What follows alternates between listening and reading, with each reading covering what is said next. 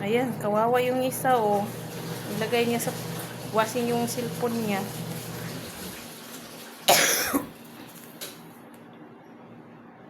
Diyos ko, sayang.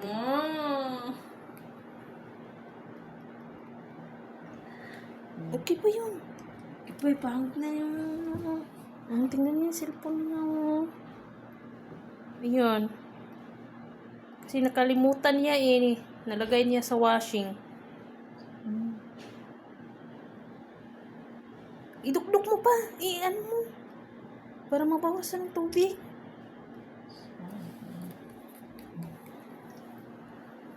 Delikado yan isaksak, no?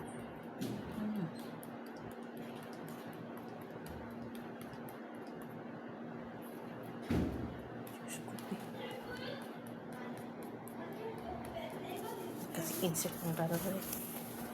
Ang kailan yan, nagkano. dami, ha?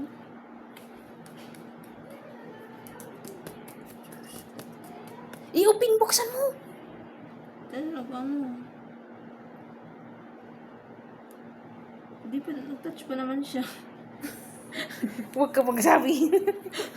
Takot ako mag-charge kay Bong. Madali naman ka magkabili ng cellphone. Real me. Kasi meron ka naman ng pera. Totoo nga yung waterproof.